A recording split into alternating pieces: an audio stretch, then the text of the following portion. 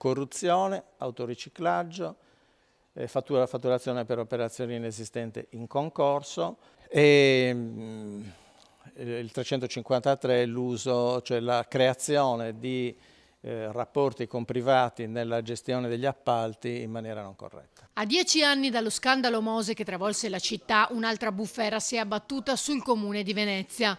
Queste le accuse con cui l'assessore alla mobilità e ai trasporti Renato Boraso è stato arrestato e portato in carcere.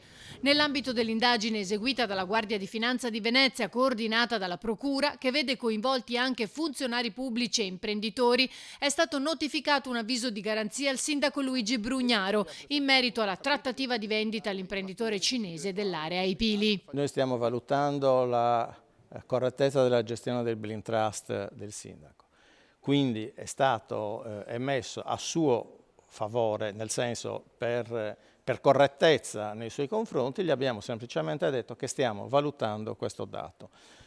Forse poteva anche non essere necessario, però per trasparenza dell'attività della Procura abbiamo ritenuto che, che fosse messo a conoscenza che stiamo valutando, non è necessario, non c'è niente di segreto, per cui abbiamo ritenuto di poterlo fare nonostante non sia stato attinto nemmeno da perquisizioni.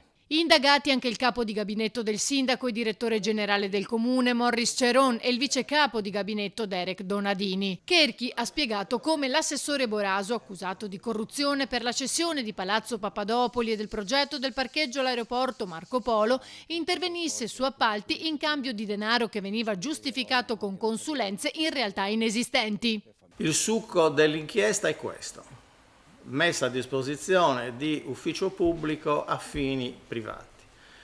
Il Boraso interveniva direttamente, ci sono gravi indizi che accertano che il Boraso intervenisse direttamente su funzionari pubblici,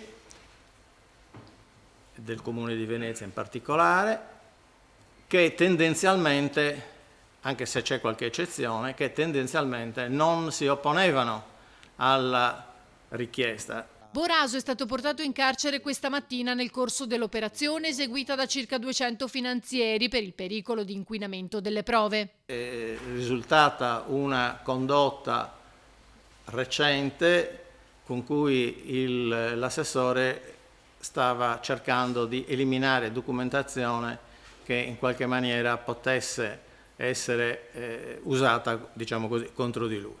Oltre all'assessore, in carcere è finito anche l'imprenditore edile della Riviera del Brenta, Fabrizio Ormenese. Un'attività corruttiva, ha evidenziato il procuratore, che proseguiva da anni. Le indagini ancora in corso sono iniziate nella primavera 2022 in seguito a un esposto presentato alla procura nel 2021.